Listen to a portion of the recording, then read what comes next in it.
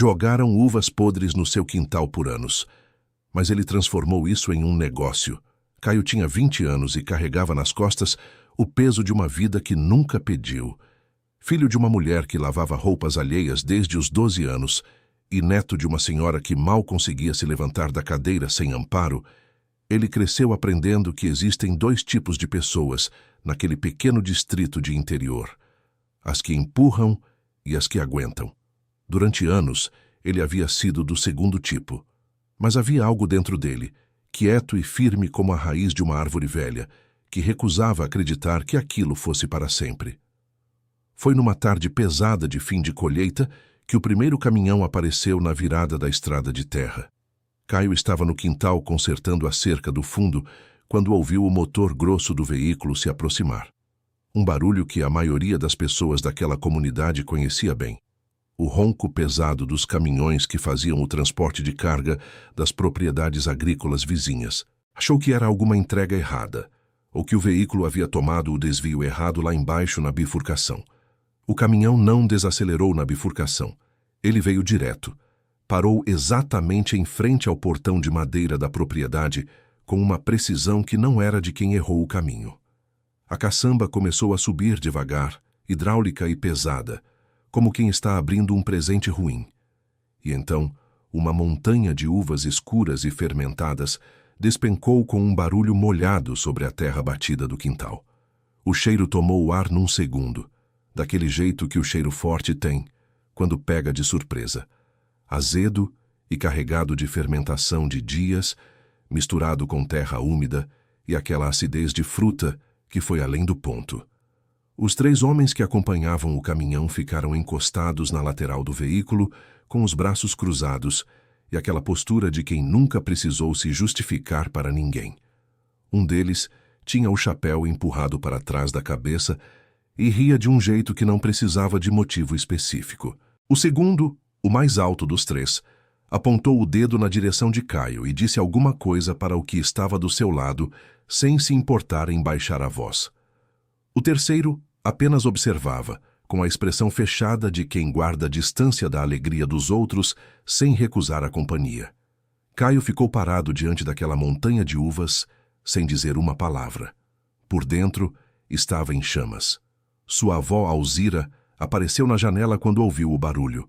Era uma mulher de mais de 70 anos, cabelos completamente brancos presos atrás da cabeça, com um elástico gasto, os ombros levemente curvados pelo tempo, mãos marcadas de décadas de trabalho em cozinha alheia e tanque alheio.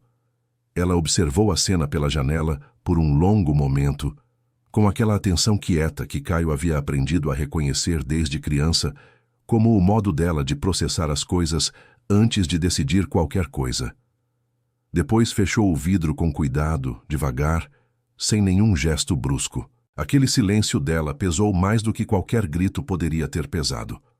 A comunidade onde Caio havia crescido era daquelas que ficam numa zona de meio termo entre o campo aberto e a cidade pequena, com estrada de terra em boa parte do percurso, alguns lotes maiores de produção agrícola e casas menores espalhadas entre eles. Tinha uma mercearia que funcionava em horário imprevisível, uma padaria que abria tarde e fechava cedo, e aquela memória coletiva de quem se viu crescer e se conhece de longa data, o que tanto podia ser aconchego quanto armadilha, dependendo de onde a pessoa ficava naquele tecido social. A família de Caio ficava num lugar que ninguém inveja, mas que todo mundo finge não ver. Presentes há décadas, mas sem o suficiente para mudar de posição. A mãe de Caio, Rosinha, havia conseguido um posto de trabalho numa lavanderia industrial em uma cidade maior, a mais de 3 horas de distância, 2 anos antes. Ela mandava dinheiro todo mês, uma quantia pequena, mas regular como relógio, e ligava aos domingos. Caio era o único que havia ficado, porque Alzira não podia mais ser deixada sozinha, e porque havia no quintal daquela casa algo que ele ainda não conseguia nomear, mas que segurava seus pés no chão dali. Quando o caminhão foi embora e a poeira da estrada assentou, Caio ainda ficou parado por alguns minutos no mesmo lugar. A jaqueta laranja que usava havia mais de 2 anos, já com marcas de terra nos punhos, e uma costura aberta na lateral que ele havia tentado resolver com linha grossa e conseguido apenas parcialmente, parecia mais pesada do que de costume naquele momento. Não era o peso do tecido, era outra coisa. Ele conhecia aqueles 3 homens de longa data, como se conhece os que ocupam muito espaço numa comunidade pequena, sem intimidade, mas com clareza suficiente para entender quem são. Seu Valdomiro, seu Evaristo e seu Nestor eram os maiores produtores de uva da vizinhança, donos de terras que se estendiam dos 2 lados da estrada principal, com galpões pintados, caminhonetes novas e aquela convicção sólida de quem passou a vida sendo obedecido mais por medo do que por respeito genuíno. A situação daquela terra não era nova. A propriedade onde Caio morava com a avó estava no meio de uma disputa antiga, herdada do tempo do avô Raimundo. Ele havia comprado aquele lote décadas atrás, com o dinheiro de anos de trabalho em fazendas da região. Havia pagado os impostos todo ano, sem falhar uma única vez, mas nunca havia conseguido resolver uma pendência de registro que deixava a escritura numa zona cinzenta, sem a solidez necessária para resistir a uma contestação formal. Quando Raimundo adoeceu e não pôde mais trabalhar, os 3 produtores haviam começado a enxergar na situação uma oportunidade que até então estava fechada. A terra ficava num ponto estratégico entre as propriedades de 2 deles, e a aquisição daquele lote permitiria a expansão que planejavam há anos. A estratégia que adotaram era silenciosa e calculada, do tipo que não deixa rastro fácil. O descarte de resíduos de uva no quintal da família era parte desse plano. Transformar a vida naquela propriedade em algo cada vez mais difícil e constrangedor, esperando que Alzira cedesse e aceitasse uma oferta baixa pela terra, já que não teria condição de bancar uma briga longa sobre a escritura. Era uma pressão sem assinatura, sem cara, sem ninguém para acusar diretamente. O que eles não haviam calculado era que aquela terra ainda tinha um jovem disposto a ficar. Quando Alzira saiu da casa com um pano velho no ombro, andando devagar com a mão deslizando pela parede até chegar à beira da varanda, Caio ainda estava parado, olhando para a montanha de uvas. Ela ficou olhando para o neto por um instante, depois para as uvas, depois para o neto de novo. Havia na expressão dela algo que não era exatamente pena, nem raiva, nem desânimo. Era mais parecido com o olhar de uma mulher que já havia visto situações piores e aprendido que o que define uma pessoa não é o que acontece com ela, mas o que ela faz com o que aconteceu. Ou você chora ou você usa, disse ela, com aquela voz baixa que não precisava de volume para ocupar espaço. Depois, virou as costas e voltou para dentro. Caio ficou com a frase ecoando na cabeça, enquanto o sol ia descendo pelo horizonte, e a montanha de uvas fermentadas exalava um cheiro que tomava o quintal inteiro. Havia ouvido a avó dizer coisas assim a vida toda, frases curtas que carregavam dentro delas uma história inteira que ela não precisava contar porque estava implícita. Alzira era desse jeito. Não desperdiçava palavras. Cada vez que ela abria a boca para dizer alguma coisa que não era sobre o dia a dia doméstico, valia a pena ouvir com atenção. Naquela noite, Caio não dormiu. Ficou na cama olhando para o teto de madeira que precisava de reforma, ouvindo o vento que entrava pela fresta da janela, misturado com o cheiro das uvas do quintal, que não desaparecia mesmo de dentro do quarto. Sua cabeça ia e vinha entre o que havia acontecido naquela tarde e uma decisão que havia estado suspensa nos últimos meses, sem resolução. 3 meses antes, um homem que havia trabalhado com Rosinha na lavanderia industrial havia entrado em contato com Caio, oferecendo um posto de trabalho numa empresa de armazém de carga na cidade grande. Não era um trabalho dos sonhos, mas era um salário fixo, uma cidade nova, uma possibilidade de recomeçar sem o peso de todo aquele histórico. Caio havia ficado com o número de telefone do homem anotado numa folha dentro da carteira, sem tomar nenhuma atitude, sem recusar e sem aceitar. Toda vez que pegava aquela folha dobrada, o pensamento que vinha junto era sempre o mesmo. E a Alzira? Rosinha havia mencionado numa das ligações de domingo que havia encontrado um abrigo de idosos respeitável na cidade dela, que poderia receber Alzira.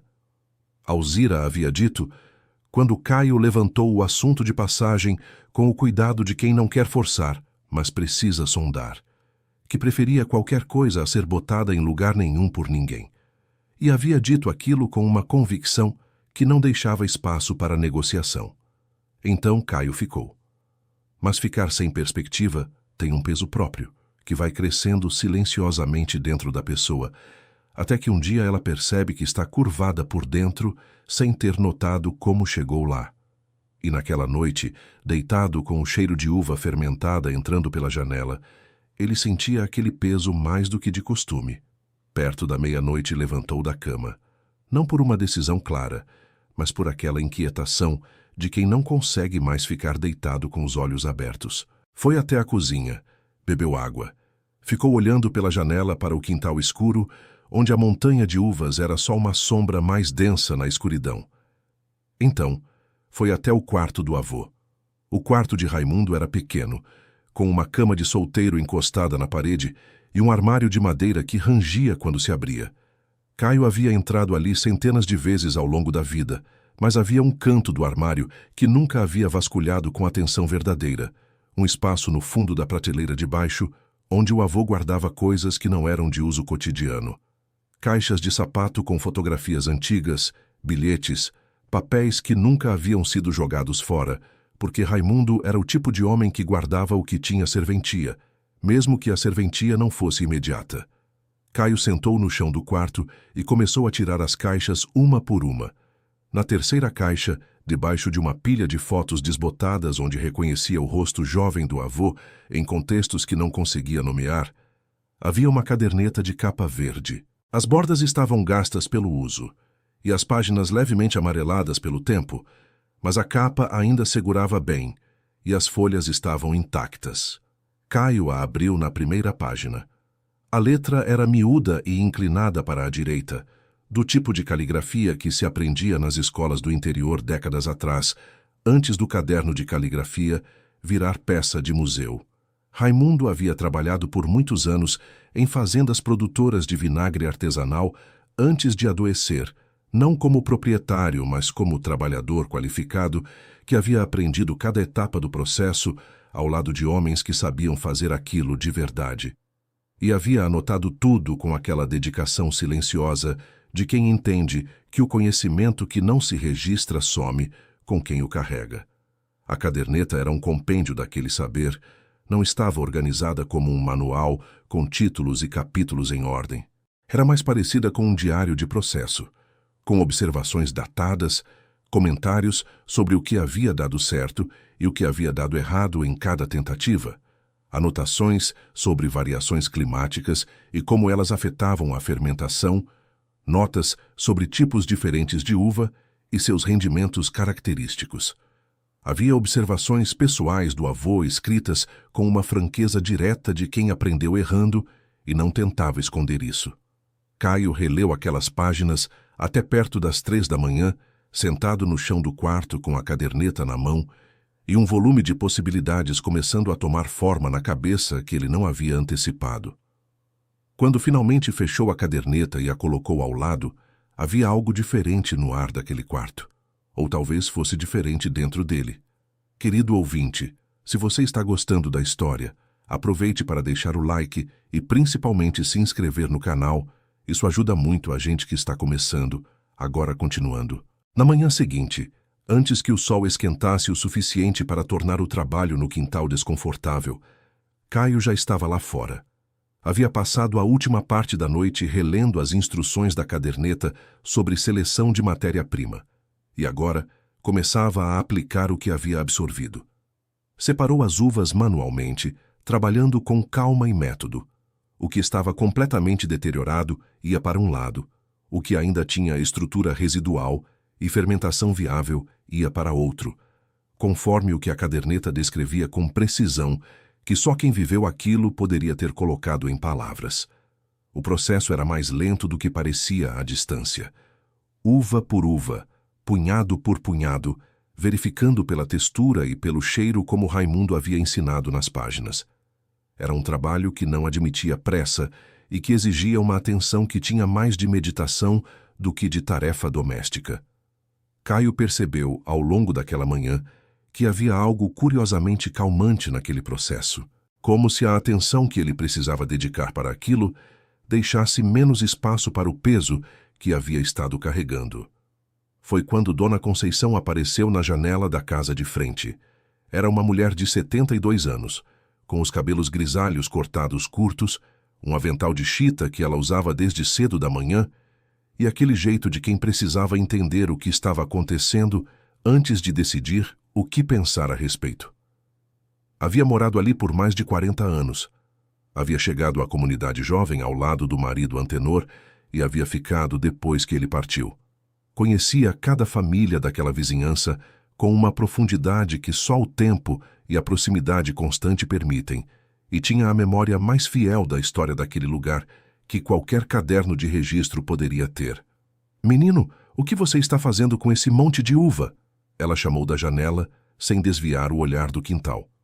"Vou tentar fazer vinagre, Dona Conceição", disse Caio sem levantar os olhos do que estava fazendo. Houve um silêncio mais longo do que o esperado. Depois o barulho da janela sendo fechada. Depois o barulho da porta da frente sendo aberta. Dona Conceição atravessou a rua com passos que eram lentos, mas deliberados, aqueles passos de pessoa que parou de ter pressa sem parar de ter destino. Ela chegou na entrada do quintal e ficou parada com as mãos na cintura, olhando para o trabalho de seleção em andamento. "Seu Antenor fazia vinagre de uva", disse ela depois de um tempo, com a voz de quem está recuperando uma memória que não visita com frequência. "Não igual a isso. Ele comprava uva da colheita da região. Mas o processo básico era o mesmo. Vasilhame de barro, pano úmido, tempo, paciência acima de tudo." Ela ficou um momento olhando para o quintal, depois para Caio. "Tenho os vasilhames dele no depósito. Nunca soube o que fazer com eles depois que ele partiu. Minha filha ficou me pedindo para jogar fora, mas nunca consegui. Tinha a sensação de que jogar os vasilhames era como jogar o último pedaço do que ele construiu com as próprias mãos." Caio levantou os olhos naquele momento. Dona Conceição foi para casa e voltou com 3 vasilhames de barro, do tamanho de potes médios, com tampas de cerâmica que encaixavam com uma precisão que sugeria uso frequente ao longo de muitos anos. Trouxe um de cada vez, atravessando a rua com cuidado e cuidando de não bater as tampas no portão. Eram pesados para os braços dela, e Caio foi buscar o último sem que ela precisasse pedir. "Precisa lavar bem antes de usar", disse ela, depositando o último no chão do quintal. "Água bem quente. Se tiver vinagre, passa por dentro também antes de encher. E não encha demais. A fermentação precisa de espaço para trabalhar." Seu Antenor dizia que era como criar algo vivo. Você precisava dar espaço para crescer. "Não tenho vinagre ainda", disse Caio. "Então água quente e muito sol", ela repetiu, com a paciência de quem já disse aquilo mais de uma vez na vida. "Deixa secar bem antes de usar." Ela ficou ainda um momento olhando para os potes no chão, depois para Caio, com aquela expressão difícil de nomear que às vezes aparece no rosto das pessoas idosas quando estão vendo algo que conecta o passado com o presente de um jeito que não esperavam. Depois virou e foi embora, com aqueles passos lentos de sempre. Caio ficou olhando para os 3 vasilhames. Depois olhou para a caderneta do avô, que havia trazido para o quintal dentro do bolso interno da jaqueta laranja. Depois olhou para a montanha de uvas selecionadas, esperando no pano estendido no chão. Havia um caminho ali, ainda muito estreito e incerto, mas havia. Lavou os vasilhames com água quente da chaleira do fogão, a lenha em 3 viagens. Deixou secando ao sol do meio do dia por horas. À tarde, quando a temperatura havia baixado o suficiente, começou a seguir as instruções da caderneta com a atenção de quem sabe que cada detalhe importa. As uvas dentro dos vasilhames na proporção certa, o pano úmido amarrado com barbante na boca de cada pote, um papel colado na lateral de cada um com a data de início e as observações iniciais que o avô indicava registrar. Aquela tarde foi a primeira de muitas em que o quintal da família começou a cheirar de outro jeito. O cheiro de decomposição que havia tomado tudo com a chegada do caminhão ia sendo substituído, devagar, por algo que era diferente. O cheiro da fermentação controlada, que é diferente do abandono, porque tem uma intenção dentro dela. Nos dias que se seguiram, Caio desenvolveu uma rotina que não estava no seu planejamento de vida de nenhuma maneira, mas que foi se instalando com a naturalidade das coisas que fazem sentido sem que você precise convencer a si mesmo disso. Acordava cedo, ia ao quintal, verificava os potes pela aparência e pelo cheiro, fazia as anotações que a caderneta indicava. Depois fazia o café da manhã, levava para a avó, tomava o seu. À tarde, segunda verificação. À noite, última checagem antes de dormir. Era um ritmo que contrastava com o vazio dos meses anteriores, quando os dias se passavam um no outro sem que houvesse muito para mostrar no final de cada um deles. Alzira notou a mudança, embora não dissesse nada de imediato. Ela, que mal saía do quarto senão para as necessidades básicas, começou a aparecer na varanda nas manhãs em que o tempo estava mais ameno. Ficava sentada na cadeira de palha, enrolada no xale fino que estava puindo nos cantos, e acompanhava com os olhos os movimentos de Caio no quintal. Não interferia, não perguntava. Só ficava ali, com aquela presença quieta que tinha o peso das coisas que não precisam de explicação. Caio percebeu aquela presença gradualmente. A percepção foi chegando como chega a maioria das coisas boas, devagar e sem anúncio. Numa das manhãs, enquanto ele fazia as anotações de rotina ao lado dos potes, Alzira chamou da varanda com uma voz diferente da de sempre. "Traz uma amostra para cá." Caio levou um punhado das uvas que estavam no início do processo. Alzira as examinou com os dedos, apertando uma por uma com aquela atenção que não era de curiosidade, mas de avaliação real. "Essa que está mais firme ainda pode ir mais tempo. Essa da esquerda está no ponto certo. Essa outra não", disse ela, separando com os dedos as que haviam pasado do prazo. "Como você sabe?" perguntou Caio. "Minha mãe fermentava fruta na roça quando eu era criança", disse Alzira, com aquele tom de quem está contando algo que ficou velho de tanto existir dentro da memória. "Não uva, jabuticaba, goiaba, o que aparecia na temporada. Mas o princípio é o mesmo. A textura fala quando está pronto. Você aprende pelo toque, não pelo olho." Naquele dia, Alzira havia revelado um conhecimento que ela guardava sem saber que um dia seria útil.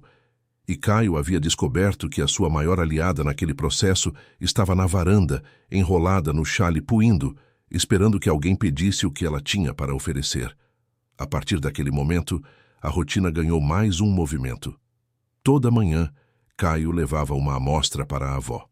Ela examinava, dava o parecer, voltava para a cadeira. Era uma divisão de papéis que havia se estabelecido sem nenhuma negociação, como se ambos soubessem exatamente o que cabia a cada um. E havia algo naquele ritual matinal que ia além da produção do vinagre. Alzira estava acordada mais cedo. Estava na varanda. Estava participando de algo. Do outro lado da estrada, as coisas não estavam quietas. Seu Valdomiro havia mandado Lindomar, o funcionário mais novo da propriedade, verificar de tempos em tempos o que estava acontecendo com a família do quintal. Era uma tarefa que o rapaz executava com o desconforto de quem está sendo usado como ferramenta, numa situação que não aprova, mas não tem condição de recusar sem perder o emprego que precisava. Lindomar tinha 25 anos, havia crescido naquela mesma comunidade, havia estudado na mesma escola que existia no vilarejo antes de ser fechada por falta de alunos. Conhecia Caio de vista, conhecia Alzira pelo nome, havia comprado rapadura do carrinho do avô Raimundo quando era criança pequena. Trabalhar para quem estava pressionando aquela família era uma coisa com a qual ele havia aprendido a conviver, calando uma parte de si mesmo. Uma parte que ficava mais difícil de calar conforme o tempo passava. Numa manhã de semana, ele passou pela frente da propriedade como havia sido mandado e olhou pelas frestas do portão entreaberto. O que viu o fez parar. O quintal estava diferente. Não havia mais a montanha de uvas fermentadas que havia sido despejada semanas antes. Em vez disso, havia fileiras ordenadas de potes de barro sobre a terra, cada um com um pano úmido amarrado na boca e um papel colado na lateral com anotações escritas à mão. O jovem de jaqueta laranja estava agachado ao lado de um deles, fazendo anotações num papel com a seriedade de um estudante diante de uma tarefa importante. Lindomar ficou olhando por mais tempo do que havia planejado. Havia naquela cena uma ordem que ele não esperava encontrar ali. Não era o descaso de quem recebeu lixo e não sabe o que fazer com ele. Era a organização de quem tem um plano. Quando chegou de volta à propriedade de seu Valdomiro e deu o relato, a expressão que viu no rosto do patrão, quando mencionou os potes de barro, não era a que esperava. Não era diversão. Era uma atenção aguda que Valdomiro logo tratou de disfarçar com um gesto de mão. Besteira de menino, disse ele. Pode ir. Mas Lindomar havia aprendido a distinguir o que Valdomiro dizia do que ele realmente pensava. As duas coisas raramente coincidiam. As semanas passaram com a regularidade de quem está fazendo algo que exige paciência antes de mostrar resultado. Caio continuava o processo, anotava, ajustava. A caderneta do avô foi ficando cada vez mais marcada de dobras e anotações complementares que ele acrescentava nas margens, com letra diferente da de Raimundo. Uma conversa entre um homem e o neto que nunca havia acontecido em vida, mas estava acontecendo naquelas páginas agora. Quando o primeiro lote chegou ao ponto que a caderneta descrevia como pronto para a coagem, Caio acordou antes do amanhecer de tanta antecipação. Coou com cuidado, usando um pano fino esticado sobre uma bacia de alumínio, deixando o líquido escorrer sem forçar. O líquido que saiu era escuro, levemente avermelhado, com um cheiro que era ao mesmo tempo familiar e diferente de qualquer coisa que ele havia sentido antes. Não era o vinagre industrial que Alzira usava nas saladas. Era mais complexo, mais encorpado, com uma acidez que não agredia, mas que ficava, que pedia atenção. Encheu uma xícara pequena e foi até a varanda. Alzira cheirou antes de provar, com aquele movimento de quem avalia primeiro pelo nariz. Depois, provou com cuidado, segurando o líquido na língua por um momento antes de engolir. Ficou em silêncio por alguns segundos que pareceram mais longos do que eram. É bom, disse ela. É muito bom, Caio. Seu avô ficaria contente. Era a primeira vez que ela mencionava o nome do avô naquele contexto, e havia no modo como disse aquilo um peso que Caio reconheceu, mas não quis examinar de perto naquele momento. Ficou quieto, com a xícara vazia na mão, sentindo aquelas palavras pousar em algum lugar dentro dele, onde havia espaço esperando por elas. Dona Conceição soube na mesma tarde. Alzira havia chamado a vizinha pela janela, com uma voz mais alta do que de costume, o que era tão fora do padrão que Dona Conceição atravessou a rua em tempo recorde para os seus 72 anos. Provou com uma colher, olhou para o horizonte com a expressão de quem está sendo honesta consigo mesma e disse: "Isso tem valor. Valor de verdade." "Valor como?" perguntou Caio. "Valor de dinheiro", disse ela, sem rodeios nem suavizações desnecessárias. "Minha filha Fernanda trabalha de cozinheira num restaurante lá na cidade. O dono, seu Bertolino, é um homem que se preocupa com a qualidade do que entra na cozinha dele. Ela me disse mais de uma vez que ele reclama dos vinagres industriais, que não têm sabor de nada, que são todos iguais." Ela fez uma pausa. "Se eu levar uma garrafinha pequena para ela experimentar, posso saber a opinião dele até o fim de semana." Caio ficou olhando para a garrafinha que havia enchido para dar para ela. Era uma coisa pequena, de vidro, vedada com uma rolha de borracha, que havia encontrado numa gaveta. Havia passado um pedaço de fita crepe na lateral e escrito com caneta o nome que havia dado ao produto. Havia algo assustador em dar o primeiro passo para fora daquele quintal. Enquanto o vinagre estava ali, entre ele e a avó e os potes de barro e a caderneta do avô, qualquer erro poderia ser corrigido em silêncio. Uma vez que saísse para o mundo, existia o risco de ser julgado por quem não conhecia nada da história por trás daquilo. "Pode levar", disse ele. A garrafinha foi para a cidade na bolsa de Fernanda numa sexta-feira de tarde. Na segunda-feira seguinte, Dona Conceição atravessou a rua antes do café, com aquela expressão de quem guarda uma novidade boa, e está fazendo esforço para não entregá-la antes da hora certa. "Fernanda me ligou ontem à noite", disse ela, sentando na cadeira da sombra que Caio havia colocado para ela na varanda. Seu Bertolino usou o vinagre num molho de sábado à noite. Os clientes perguntaram o que era diferente no molho. Ele quer saber se você vende de forma regular. Caio ficou olhando para ela por um momento, sem dizer nada. Regular, repetiu ele. Regular, ela confirmou. Mensalmente, com a possibilidade de aumentar o volume se o produto continuar com essa qualidade. Aquele C da Dona Conceição carregava dentro dele a seriedade de uma mulher que não dava esperança falsa para não ter que recolher depois. Naquela mesma tarde, Caio fez as contas no verso de um papel de pão que estava dobrado na gaveta da cozinha. A produção que havia conseguido com aquele primeiro lote dava para encher 15 garrafinhas de tamanho médio. Se o restaurante queria compra regular e com possibilidade de crescimento, precisava de mais matéria-prima. Mais uvas, que eram exatamente o que os 3 produtores continuavam descartando no quintal de tempos em tempos, sem pedir e sem avisar. A ideia que se formou na cabeça de Caio naquele momento era tão absurda que ele ficou um tempo andando em círculos no quintal antes de conseguir encará-la de frente. Iria pedir para os produtores continuarem descartando o que já descartavam, mas de forma organizada e documentada. Era absurdo. Era também a única coisa que fazia sentido prático. Na manhã seguinte, Caio atravessou a estrada com passos deliberados e foi até a propriedade de seu Valdomiro. Era a primeira vez que ele se aproximava daquele lugar por vontade própria. O portão era largo, de ferro com a pintura descascando nos cantos. Um dos funcionários o deixou esperando do lado de fora por mais tempo do que era necessário, parado ao sol, sem a cortesia mínima de uma cadeira à sombra. Era a primeira mensagem do dia.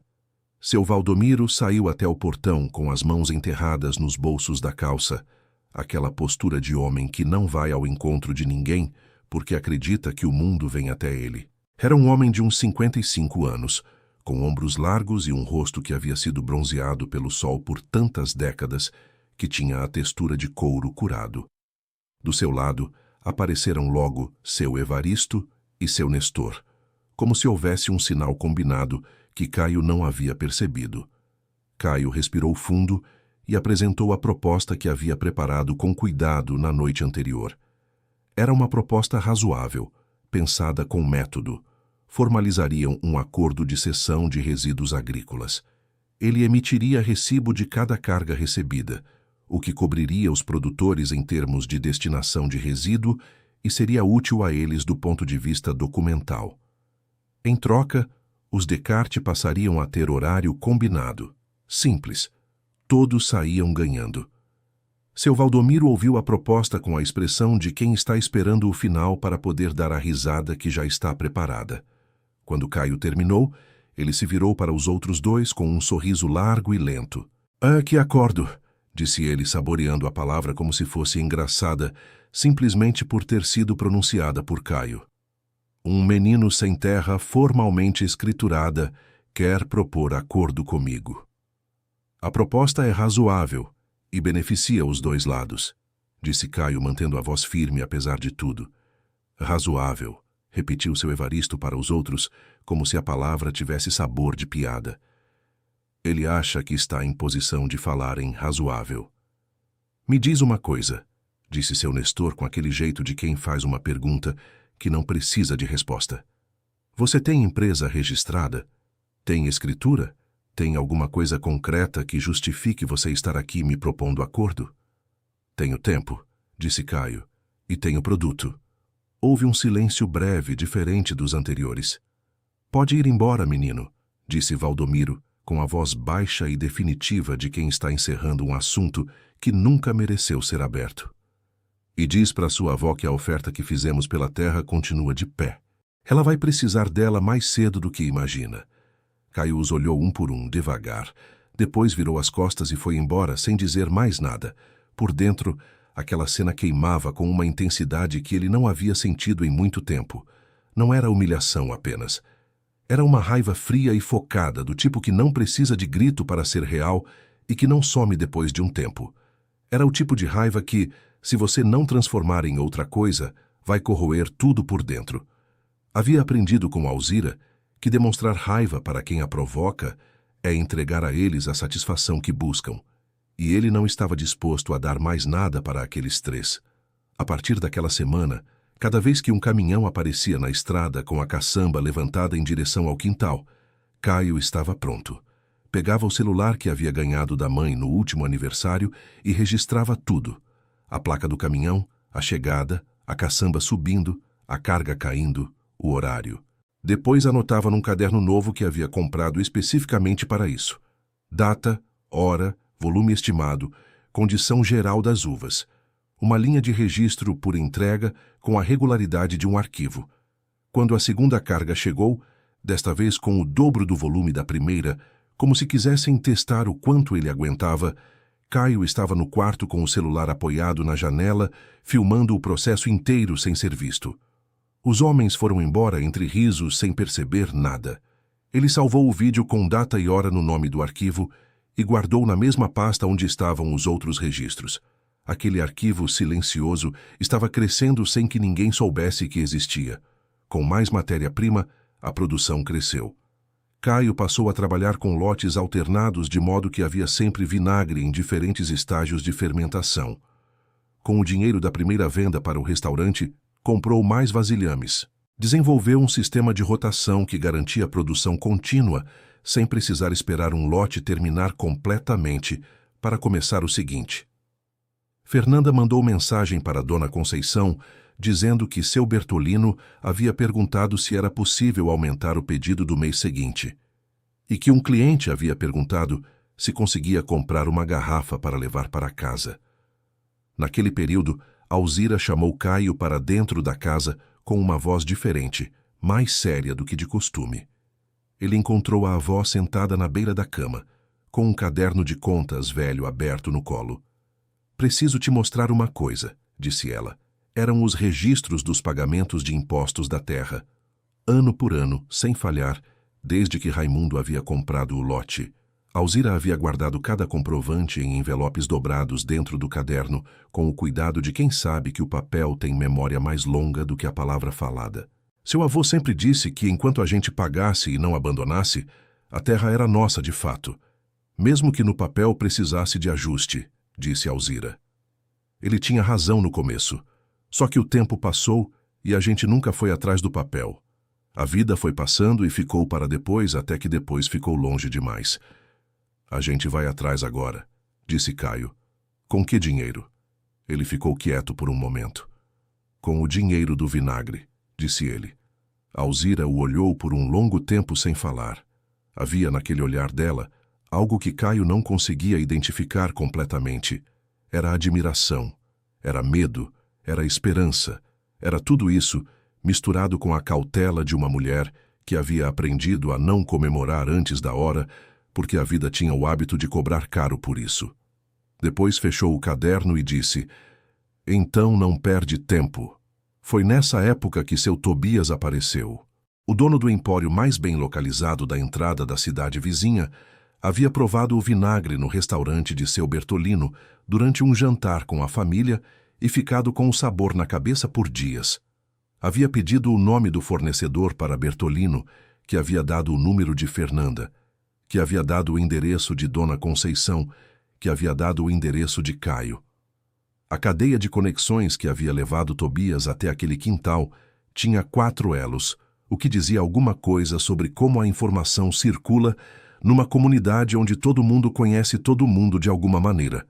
Seu Tobias chegou de carro num final de tarde, um homem de uns 50 anos, barriga de quem almoça bem todo dia, com um jeito prático e sem rodeios de quem passou a vida calculando custo e benefício antes de abrir a boca para qualquer coisa. Ficou parado no portão do quintal, olhou para os potes alinhados, para as prateleiras improvisadas, para o galpão dos fundos com a porta entreaberta. Depois olhou para Caio com a expressão de quem está avaliando um negócio, não uma pessoa. "Produto bom", disse ele sem preâmbulo. "Quero distribuir. Parceria exclusiva. Você me vende tudo o que produz, eu coloco na prateleira com boa exposição e margem justa para nós dois." Caio ouviu a proposta completa sem interromper. Depois ficou um momento em silêncio, como quem está pesando cada palavra antes de responder. Exclusivo não, disse ele. Seu Tobias levantou uma sobrancelha. Não posso depender de um canal só, continuou Caio, com a calma de quem havia pensado naquilo antes porque havia. Se o empório passar por qualquer dificuldade, fico sem saída. Posso propor uma divisão por fases. Começa com uma parte da produção vindo para o empório e outra continuando com o restaurante. Conforme a demanda crescer e a confiança entre nós aumentar, a gente renegocia os termos. Seu Tobias ficou olhando para ele com uma expressão que era difícil de interpretar. Depois coçou a nuca com a mão aberta. Deixa eu pensar, disse ele. Pode pensar, disse Caio, mas preciso de uma resposta em 10 dias, porque tenho outros interessados no produto. Não tinha ainda, mas a possibilidade era real o suficiente para ser dita com convicção. E convicção é o que distingue uma proposta de uma súplica. Seu Tobias foi embora naquela tarde sem fechar nada, mas havia algo na postura dele ao sair que era diferente de quando chegou. Não a postura de quem vai recusar, a postura de quem está processando. O que Caio não sabia era que naquela mesma noite Lindomar estava no galpão da propriedade de seu Valdomiro, ajeitando caixas, quando ouviu os 3 produtores conversando do outro lado da parede fina. Não estava escutando de propósito, mas a parede era fina demais para qualquer ilusão de privacidade. Tobias foi lá no quintal do menino hoje, disse seu Evaristo, com a voz baixa, mas carregada de uma tensão que Lindomar reconheceu imediatamente. Como você sabe? Perguntou Valdomiro. O entregador que faz a rota por lá me contou. Viu o carro do Tobias parado na frente. Houve um silêncio. Tobias é esperto, disse Valdomiro depois. Se ele foi até lá, é porque o produto presta de verdade. O que a gente faz? Perguntou Nestor. A gente conversa com o Tobias antes que ele feche qualquer coisa, disse Valdomiro. Deixa eu ir lá amanhã cedo, antes de ele abrir. Lindomar ficou imóvel do outro lado da parede, com as mãos paradas sobre a caixa que estava ajeitando. Na manhã seguinte, cedo, seu Valdomiro estava no estacionamento do empório quando seu Tobias chegou para abrir. Os dois ficaram ali por mais de 20 minutos, conversando com o empório fechado ao fundo. Ninguém estava presente para ouvir o que foi dito, mas quando seu Tobias entrou no empório depois, a expressão que ele carregava não era a de um homem que havia tomado uma decisão tranquila. 2 dias depois, Caio recebeu uma mensagem de Fernanda. Seu Tobias havia cancelado a conversa sem dar nenhuma explicação.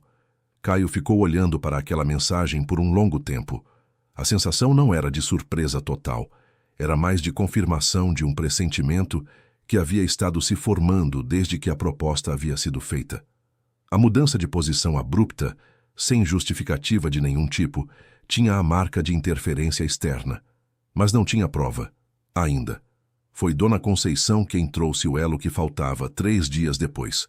Ela chegou ao quintal numa tarde nublada com aquela expressão fechada que Caio havia aprendido a reconhecer como o sinal de que ela tinha alguma coisa importante e desconfortável para dizer.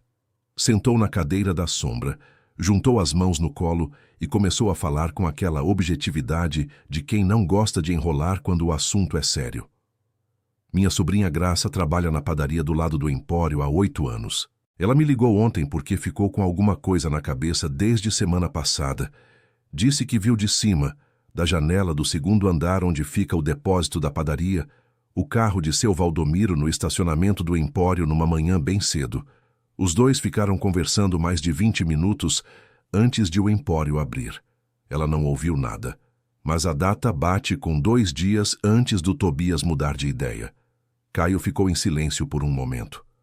Ele foi lá falar com o Tobias antes que eu fechasse alguma coisa. Parece que sim, disse ela. Não sei o que disseram, mas foi suficiente para mudar a decisão.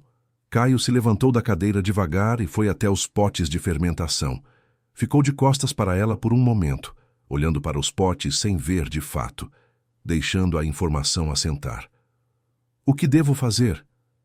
Vai ao seu Hermínio, disse ela finalmente, com a firmeza de quem já pensou nisso antes de vir. Aquele homem viu muita coisa na vida e sabe organizar uma situação complicada. E não faz nada com raiva. Raiva cega. E você não pode se dar ao luxo de ficar cego agora. Naquela noite, Caio organizou tudo o que tinha. As fotos dos caminhões chegando com as placas visíveis, as anotações com datas e volumes, os registros das conversas por mensagem com Fernanda sobre os pedidos do restaurante, a proposta de acordo que havia feito a Valdomiro e a recusa que havia recebido, tudo anotado no papel, com data e detalhes. Colocou tudo em ordem cronológica numa pasta de plástico que havia comprado no mercado. Na manhã seguinte, às 7, foi bater na porta de seu Hermínio. O homem tinha 71 anos, morava sozinho numa casa pequena e bem arrumada, com um jardim de vasos na varanda que eram regados religiosamente toda manhã sem exceção. Havia passado 40 anos trabalhando com documentação e registros agrícolas antes de se aposentar, e carregava naquele trabalho longo uma familiaridade com papéis e processos que poucas pessoas possuíam naquela região. Era um homem de gestos econômicos e poucas palavras, o tipo que ouve tudo antes de falar qualquer coisa, e quando fala, você presta atenção porque ele não abre a boca para preencher silêncio. Seu Hermínio abriu a porta de pijama, com os óculos já no nariz, como se já estivesse há horas acordado. "Preciso de uma opinião", disse Caio. "Pode ser que eu esteja errado, mas se eu estiver certo, preciso saber o que fazer com isso." Seu Hermínio o deixou entrar sem fazer mais perguntas. Ficaram à mesa da cozinha por quase 2 horas. Caio abriu a pasta, organizou os registros e explicou tudo do início: a disputa da terra, os descartes sistemáticos, a proposta de acordo que havia sido recusada, o contato com o empório, a mudança repentina de Tobias e o que Dona Conceição havia descoberto através da sobrinha. Seu Hermínio examinava cada papel com a atenção de quem está lendo um contrato complexo, sem pressa, sem comentários intermediários que pudessem interromper o fio do raciocínio. Quando terminou, tirou os óculos, os limpou na borda da camiseta e olhou para Caio. O descarte sistemático, com frequência e volume consistentes ao longo de um período, sem nenhum pedido da sua parte, configura um padrão, disse ele. Não é acidente, não é descuido. Você tem registros suficientes para demonstrar isso. Mais importante, você tem aqui uma tentativa formal de acordo que eles recusaram, o que prova que você nunca pediu aquilo e que eles tinham plena consciência do que estavam fazendo. E a situação da terra? Perguntou Caio. Isso é outra coisa e precisa ser resolvida em separado. Mas se você tem os comprovantes de pagamento de impostos e o contrato original de compra do seu avô, há um caminho. Não é rápido, mas existe e é sólido. E o empório? Seu Hermínio colocou os óculos de volta com aquela precisão de cada movimento que era característica dele. Você vai ao empório com essa pasta e mostra o que tem. Tobias não é idiota. Ele fechou a porta porque alguém o assustou com algo que não tem respaldo real. Se ele vir que você tem documentação e que a situação é o contrário do que pintaram para ele, vai reconsiderar. Homem de negócio não deixa produto bom passar por causa de briga de vizinho quando percebe que a briga não é dele. Ele fez uma pausa. Vou com você se quiser. Às vezes a presença de alguém com experiência em documentação ajuda a dar peso ao que está sendo apresentado. Caio olhou para ele. De todas as respostas que havia antecipado antes de bater naquela porta, aquela não estava entre elas. Por que você faria isso? Perguntou. Seu Hermínio tirou os óculos novamente e os limpou devagar, sem pressa de responder. Porque trabalhei 40 anos organizando papéis de situações exatamente como essa, disse ele. E sei o que acontece quando ninguém ajuda quem está do lado certo a organizar o que tem. Normalmente perde quem tem razão e ganha quem tem mais barulho. Não preciso disso na consciência. Foram juntos na manhã seguinte.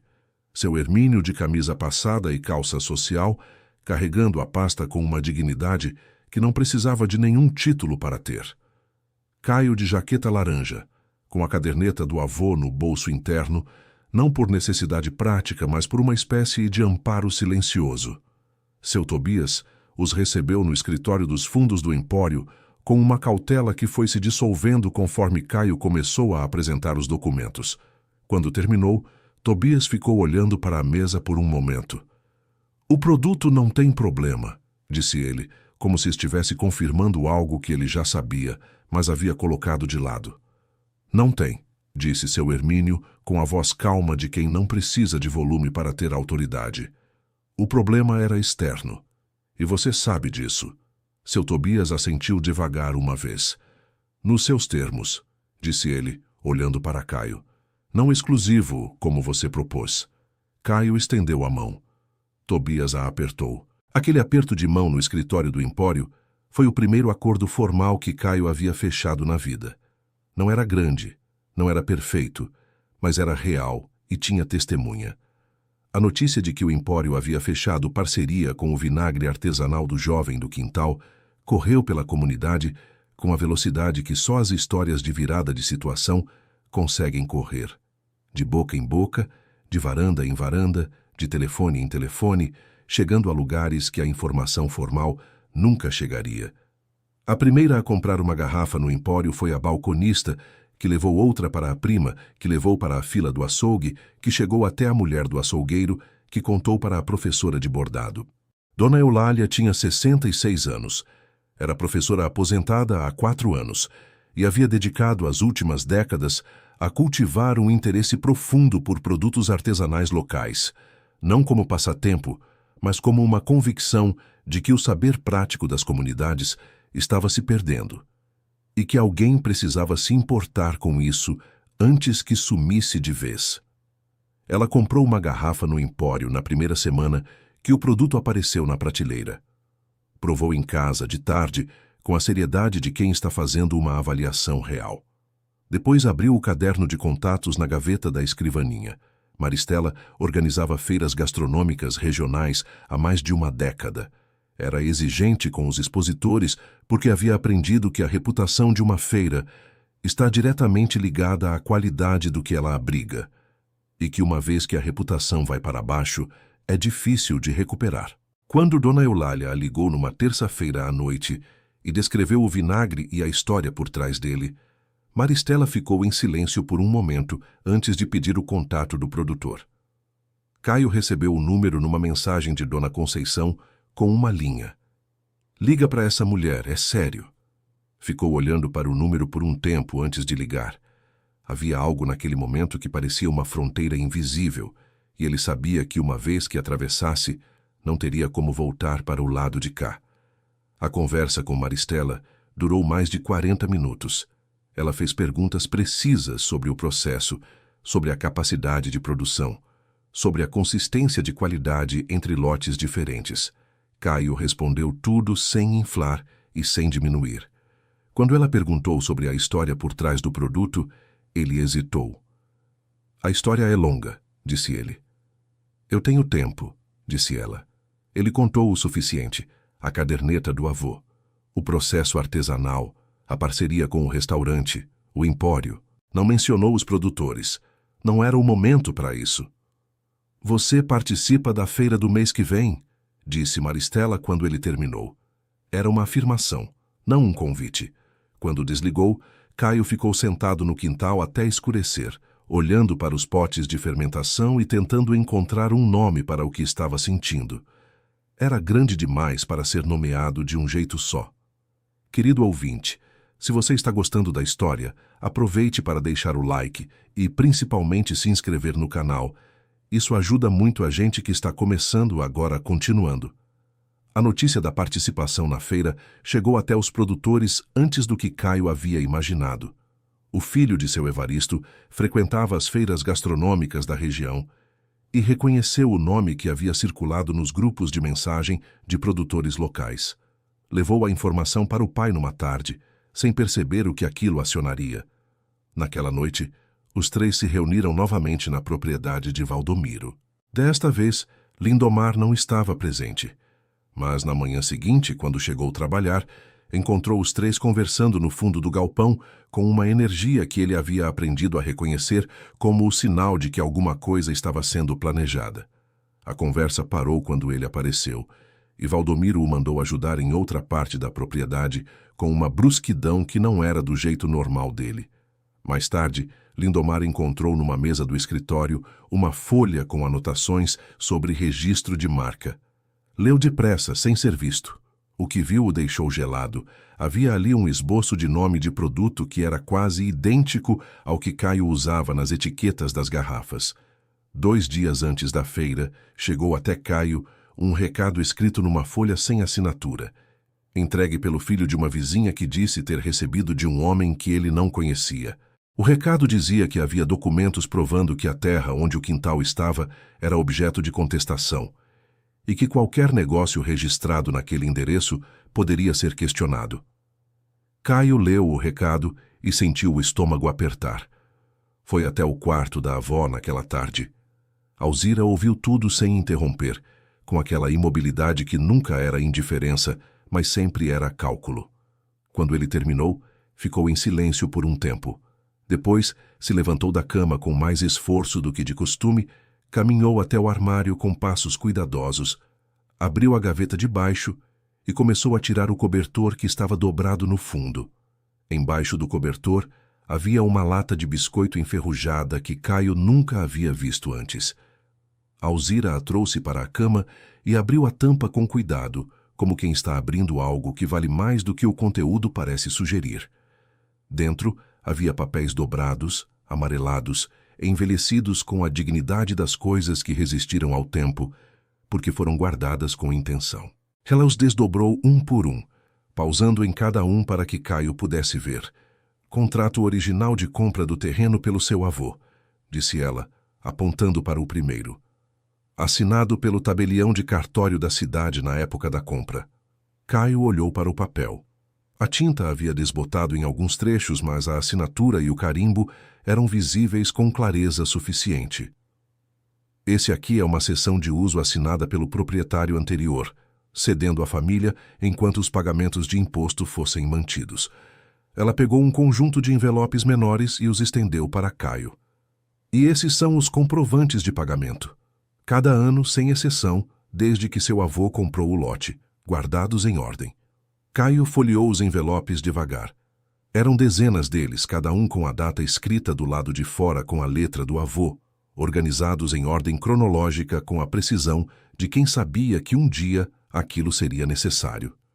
"Por que você nunca me mostrou?" ele perguntou. "Porque enquanto não precisou, não havia por que mostrar", disse Alzira. "Seu avô me ensinou que documento não se joga fora e não se mostra à toa. Você guarda e espera. A hora certa chega." Caio ficou olhando para aquela lata enferrujada, para os papéis amarelados, para os envelopes de décadas de impostos pagos em silêncio por uma família que nunca tinha muito, mas sempre tinha o suficiente para honrar o que era dela. "Você vai à feira amanhã", disse Alzira, dobrando o cobertor e se sentando. "Com esses documentos na pasta, junto com o resto, e vai voltar com as caixas vazias." Não havia naquilo uma pergunta. Na manhã cedo, Caio passou na casa de seu Hermínio com os documentos. O velho contador examinou tudo com a mesma atenção de sempre, depois levantou os olhos. "Esse recado que mandaram é vazio", disse ele, com a segurança de quem já analisou muita coisa na vida e sabe distinguir o que tem peso do que não tem. "Não tem amparo nenhum que eu possa enxergar. Com o que você tem aqui, qualquer contestação cai. Vá à feira. É o que eles não querem que você faça, e é exatamente por isso que você tem que ir. A manhã da feira era de frio e céu nublado, o tipo de tempo que você só sente direito quando está trabalhando ao ar livre, e não tem como fugir dele." Caio acordou antes das 4, verificou cada garrafa com atenção, conferiu as etiquetas, embalou as caixas com o jornal dobrado que Dona Conceição havia trazido na véspera. A idosa havia ficado na varanda até tarde ajudando a embalar sem que ninguém pedisse, porque era o tipo de pessoa que aparece quando há trabalho a fazer sem esperar convite. Alzira estava acordada quando ele passou pela sala com as últimas caixas. Estava sentada na cadeira de palha com o chale nos ombros e uma xícara de chá que havia feito sozinha. "Vai bem", disse ela, sem olhar para ele. "Vai", disse ele. "Volta com as caixas vazias", ela repetiu. Era a mesma coisa que havia dito antes, mas desta vez havia algo diferente no tom. Uma certeza que ela não havia demonstrado antes, ou que ele não havia sabido ouvir. A feira funcionava numa área coberta no centro da cidade vizinha, com expositores de toda a região. O barulho de conversa e o cheiro de comida e tempero tomavam o ar desde a entrada. Maristela havia reservado para Caio uma mesa no corredor central, onde ficavam os produtos que ela considerava mais interessantes para o fluxo de visitantes. Havia mais de 30 bancas. Era o maior espaço que Caio havia ocupado em nome de qualquer coisa na vida. Ele montou a mesa sozinho, organizou as garrafas por tamanho, abriu uma para degustação com colherzinhas de plástico ao lado. Ficou parado atrás da mesa por um momento, olhando para o corredor que começava a encher de visitantes, sentindo aquele misto de antecipação e algo parecido com medo que é impossível separar quando você está numa situação nova. As primeiras horas foram de aprendizado. Os visitantes passavam. Alguns paravam para ler a etiqueta. A maioria continuava andando. Caio aprendeu rapidamente que precisava falar, porque a história era parte do produto. Começou a contar em poucas frases quando alguém se aproximava. Processo artesanal, caderneta do avô, fermentação natural sem aditivos, uva da região. A maioria das pessoas que ouviam aquilo ficava um pouco mais. Pegava a colherzinha. A primeira degustação que mudou o ritmo da manhã foi a de uma mulher de uns 65 anos, com cabelos completamente brancos, muito bem arrumados, um casaco de lã de cor escura e aquela postura de quem passou a vida desenvolvendo o hábito de avaliar o que encontra antes de decidir o que pensa. Ela chegou devagar até a mesa, leu a etiqueta com atenção, depois pegou a colherzinha de degustação. Provou devagar. Fechou os olhos por um momento. Quando os abriu, havia na expressão dela algo que Caio nunca havia visto no rosto de ninguém que provava o produto. Minha mãe fazia esse vinagre, disse ela com uma voz que havia descido várias notas de uma vez. Caio não disse nada. Na roça onde eu cresci. Ela fermentava em pote de barro, cobria com pano úmido.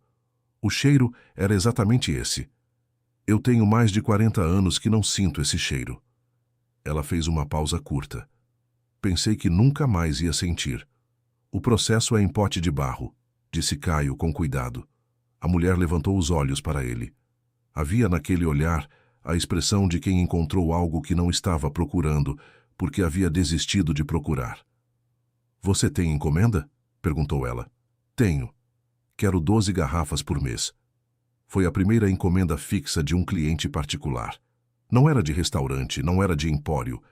Era de uma mulher com cabelos brancos que havia encontrado no vinagre de Caio o cheiro da mãe que havia perdido 40 anos atrás.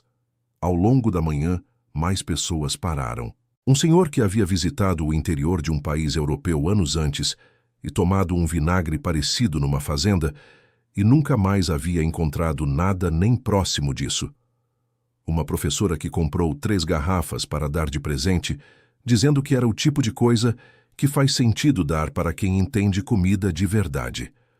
Uma mulher mais jovem que perguntou sobre a história completa do produto e ficou ouvindo por mais de 10 minutos, anotando num caderno.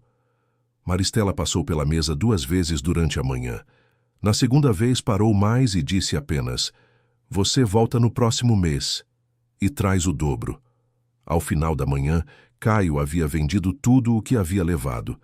Estava dobrando as caixas vazias para guardar quando Lindomar apareceu no corredor da feira. Caio o reconheceu imediatamente, mesmo sem terem trocado mais do que olhares à distância. Era o funcionário dos produtores. Estava fora do uniforme de trabalho, com uma camisa simples, e tinha uma expressão que Caio nunca havia visto no rosto de alguém que trabalhava para Valdomiro. A expressão de alguém que tomou uma decisão difícil, mas definitiva. "Posso falar com você?" disse Lindomar parado a 2 passos. Foram até o estacionamento externo, longe do barulho. Lindomar ficou olhando para o chão por um momento antes de começar. Quando começou, não parou mais.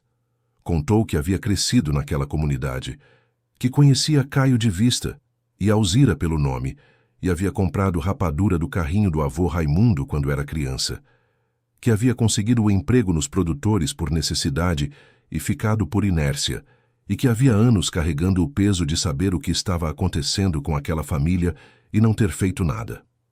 "Há uns 6 meses ouvi uma conversa no galpão", disse ele. O Valdomiro disse que se continuassem descartando no terreno de vocês com frequência suficiente, poderia ser usado como argumento de condição insalubre para pressionar a saída de vocês. Não foi descuido de nenhum deles. Foi combinado desde o começo. Caio sentiu algo se encaixar no lugar com uma firmeza que havia esperado sem saber que estava esperando. E agora, continuou Lindomar, viu uma folha na mesa do Valdomiro com esboço de registro de marca. O nome era quase igual ao seu. Ele levantou os olhos. Não consigo mais ficar quieto com isso. Você falaria isso para alguém oficialmente se precisasse? Falaria, disse Lindomar sem hesitar. Caio ficou olhando para ele por um tempo. Obrigado, disse ele. Naquela mesma noite foi direto à casa de seu Hermínio. O velho contador ouviu o relato com a atenção de sempre. Quando Caio terminou, ele se levantou, foi até a estante e tirou um caderno de anotações. O registro de marca tem um processo, disse ele. Se eles depositaram o pedido recentemente, você ainda tem tempo de depositar o seu com anterioridade comprovada. Você tem os recibos das vendas de hoje? Caio tirou do bolso o caderno onde havia registrado cada venda com nome, valor e data, um por um. Cada venda foi registrada aqui. Então você tem prova de uso anterior documentado e datado. Seu Hermínio colocou os óculos de volta. Amanhã cedo a gente resolve isso. Tenho um contato que cuida de registro de propriedade intelectual. Um homem sério. Na manhã seguinte, enquanto Caio e seu Hermínio providenciavam o depósito do pedido de registro, Lindomar aparecia na propriedade de Valdomiro com uma folha dobrada na mão. A carta de demissão havia sido escrita na noite anterior sozinho na mesa pequena da sua casa, com uma caligrafia irregular de quem não está acostumado a escrever coisas importantes à mão, mas sabe que esta coisa importante precisa de papel. Ele a entregou para o funcionário da entrada e foi embora sem esperar resposta. Seu Valdomiro descobriu a demissão no meio da manhã. Ficou olhando para a folha por um momento, com uma expressão que os outros não conseguiram identificar. Depois dobrou o papel e colocou no bolso sem dizer nada.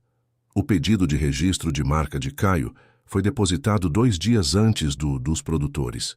Quando o processo foi analisado e a prioridade de uso demonstrada pelos recibos da feira e pelo contrato com o empório, o pedido deles foi indeferido. Seu Valdomiro recebeu a notícia por telefone numa tarde em que seu Evaristo e seu Nestor estavam presentes. Nenhum dos 3 disse nada por um longo tempo depois que ele desligou. Depois Evaristo saiu primeiro, depois Nestor. Valdomiro ficou sozinho no escritório por quase 1 hora. Querido ouvinte, se você está gostando da história, aproveite para deixar o like e principalmente se inscrever no canal. Isso ajuda muito a gente que está começando, agora continuando. Do outro lado da estrada, Caio estava no quintal ajudando Lindomar a instalar prateleiras novas de madeira. Lindomar havia aparecido cedo com as peças, sem avisar, sem cerimônia, e começado a trabalhar com a naturalidade de quem havia decidido que aquele era o seu lugar. Essas prateleiras deixam o chão livre, disse ele, pregando uma das peças na parede do galpão dos fundos. A umidade sobe do chão com o tempo. Os potes precisam de altura. Caio o observou por um momento. Por que você escolheu agora para falar? Perguntou. Lindomar apanhou uma das peças antes de responder. Quando vi o papel da marca na mesa do Valdomiro, entendi que não era mais só sobre pressionar vocês para vender a terra. Era sobre apagar o que você construiu. Ele fez uma pausa pequena. Isso eu não conseguia deixar passar. Caio não disse nada por um momento. Depois voltou ao trabalho ao lado dele. A situação final chegou pelo caminho que ninguém havia planejado, mas que seu Hermínio havia antecipado numa frase que Caio havia levado consigo. A verdade tem um peso próprio quando está bem documentada e bem posicionada. O dono do restaurante, seu Bertolino, havia recebido um contato de um dos produtores oferecendo vinagre artesanal de uva, como se fosse produto de tradição estabelecida. Bertolino, que era sério em relação à procedência dos insumos da cozinha, convidou os dois para uma degustação comparativa numa manhã em que alguns comerciantes da região estavam na calçada da frente. 2 copos, sem rótulos à vista. Bertolino provou os 2 com atenção. Ficou um momento com os olhos semicerrados, como quem está deixando o paladar trabalhar sem interferência. Esse da direita, disse ele, apontando com uma clareza que não deixava dúvida. Não tem comparação. O copo da direita era o de Caio. O produtor recolheu o copo sem dizer nada, agradeceu com uma frieza que mal disfarçava o constrangimento e foi embora. Havia 2 comerciantes ali que o conheciam há décadas e presenciaram a cena sem comentar nada em voz alta. Mas presenciaram. E naquela comunidade pequena, onde as palavras viajam mais rápido do que qualquer veículo, isso foi suficiente. Nas semanas que se seguiram, nenhum caminhão novo apareceu na estrada com a caçamba levantada em direção ao quintal de Caio. Nenhum recado novo chegou por moleque desconhecido. A pressão que havia sido tão constante por tanto tempo simplesmente cessou, como uma chuva que para de uma hora para outra sem que você perceba exatamente quando foi. A comunidade continuou, a estrada continuou, as conversas continuaram. Mas quando as caminhonetes dos 3 produtores passavam em frente à propriedade de Caio e Alzira, eles não olhavam mais para o lado. Dona Conceição foi a primeira a notar e a mencionar, numa tarde em que estava tomando café na varanda com Caio. Reparou que eles não olham mais para o seu quintal quando passam? Disse ela, com aquela observação direta que era a marca dela. Reparei, disse Caio. Sabe o que é isso? Sei. Vergonha, disse ela, com a segurança de quem nomeia uma coisa sem precisar de discussão.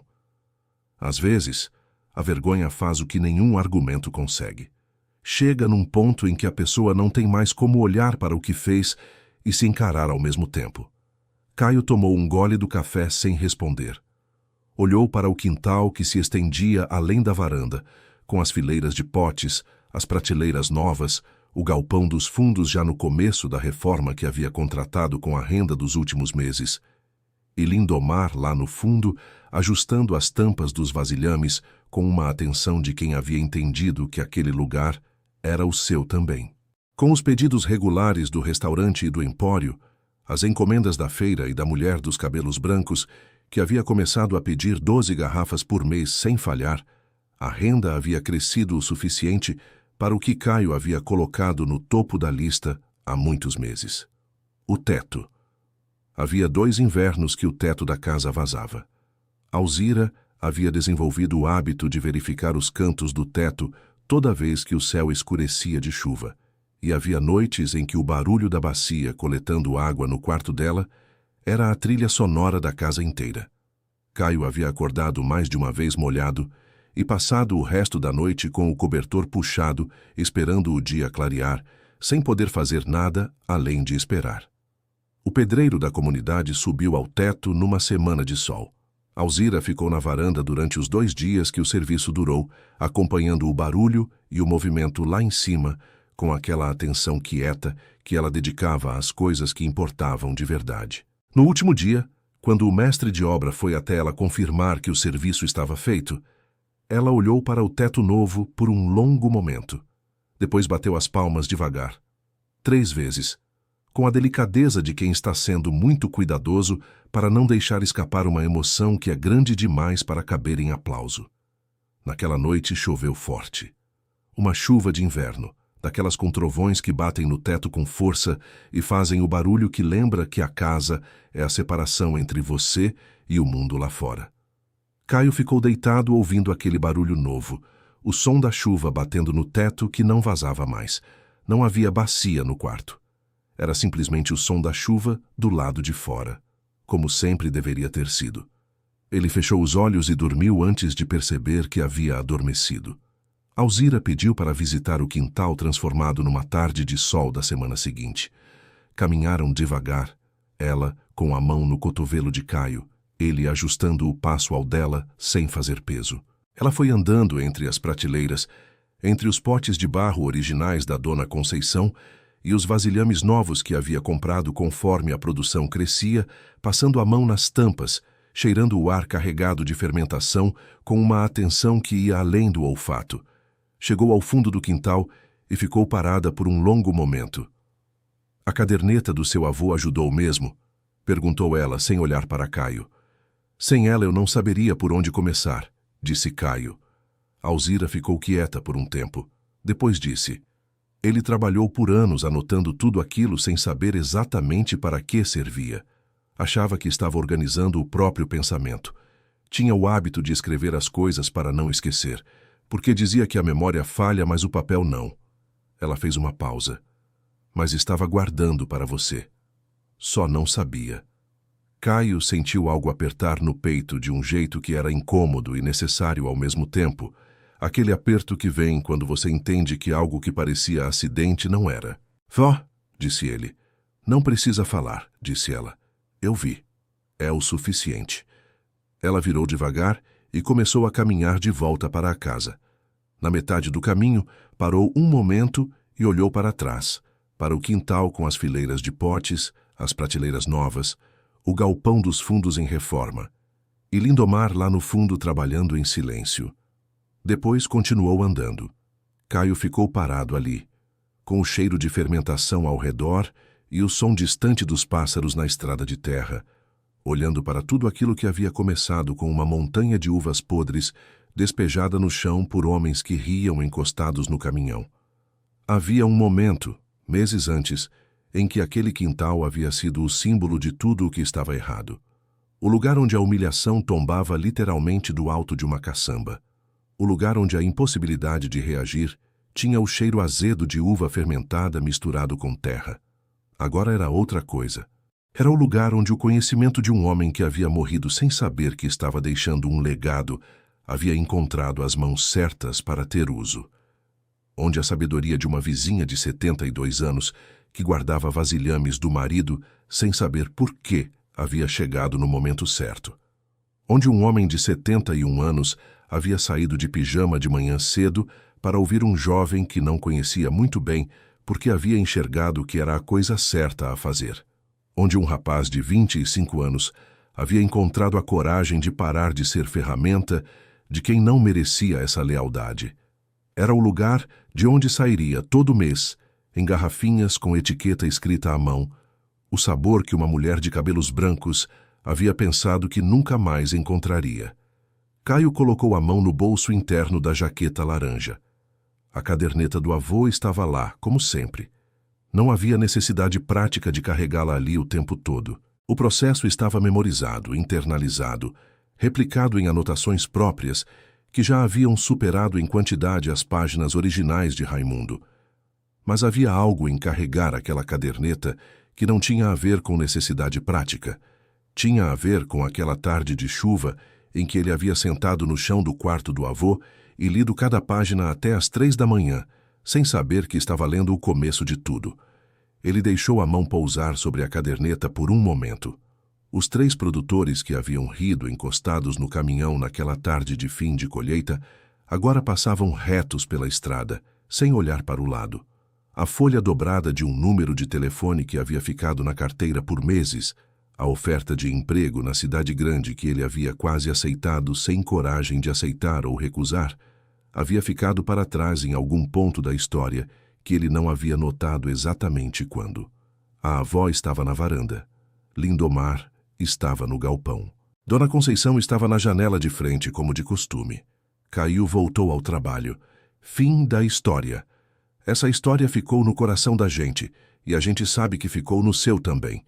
Conta nos comentários o que você achou e de onde você está nos assistindo. Deixe o seu like e se inscreva no canal para não perder as próximas histórias que vêm por aí.